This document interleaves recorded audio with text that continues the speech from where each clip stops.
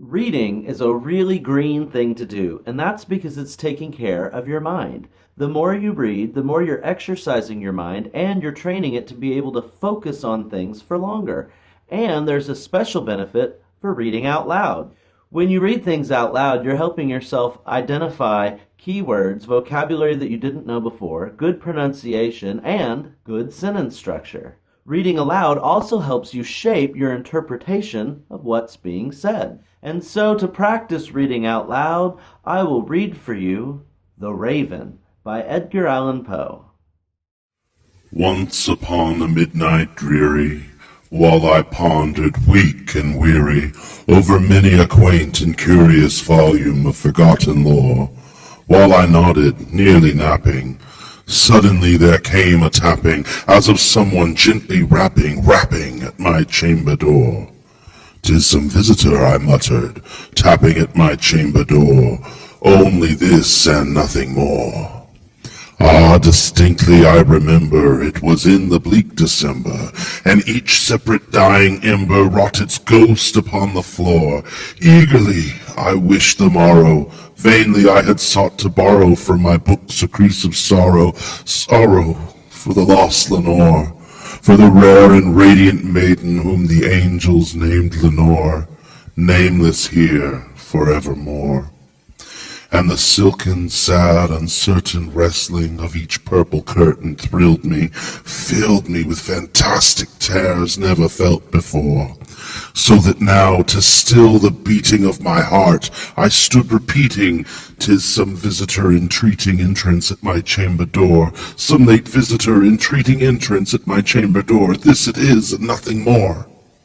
Presently my soul grew stronger, hesitating then no longer. "Sir," said I, "or madam, truly your forgiveness I implore, but the fact is I was napping, and so gently you came rapping, and so faintly you came tapping at my chamber door, that I scarce was sure I heard you. Here I opened wide the door. Darkness there, and nothing more. Deep into that darkness peering, long I stood there wondering, fearing, doubting, dreaming dreams no mortal ever dared to dream before. But the silence was unbroken, and the stillness gave no token, and the only word there spoken was the whispered word, "Lenore?" This I whispered, and an echo murmured back the word, "Lenore." Merely this, and nothing more.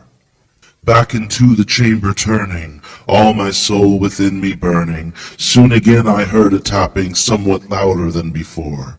"Surely," said I, "surely that is something at my window lattice. Let me see then where thereat is, and the mystery explore. Let my heart be still a moment, and this mystery explore. 'Tis the wind, and nothing more." Open here I flung the shutter, when with many a flirt and flutter in there stepped a stately raven of the saintly days of yore. Not the least obedient made he, not a minute stopped or stayed he, but with mien of lord or lady perched upon my chamber door, perched upon a bust of Pallas, just above my chamber door, perched and sat, and nothing more. Then this ebony bird beguiling my sad fancy into smiling, by the grave and stern decorum of the countenance it wore. "Though thy crest be shorn and shaven, thou," I said, "art sure no craven, ghastly grim and ancient raven, wandering from the nightly shore? Tell me what thy lordly name is on the night Plutonian shore." Quoth the raven, "Nevermore." Much I marveled this ungainly fowl to hear discourse so plainly, though its answer little meaning, little relevancy bore, for we cannot help agreeing that no living human being ever yet has blessed with seeing bird upon his chamber door, bird or beast upon this sculptured bust upon this chamber door, with such name as Nevermore. But the raven, sitting lonely on this pallid bust, spoke only that one word, as if his soul in that one word he did outpour.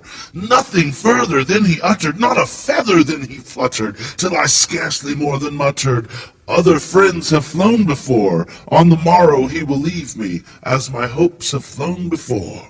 Then the bird said, Nevermore.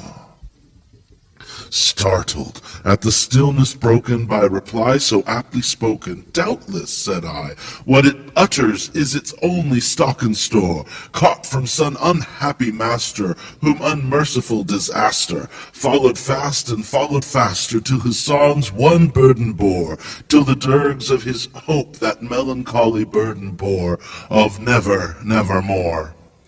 But the raven, still beguiling all my fancy into smiling, straight I wheeled a cushioned seat in front of bird and bust and door.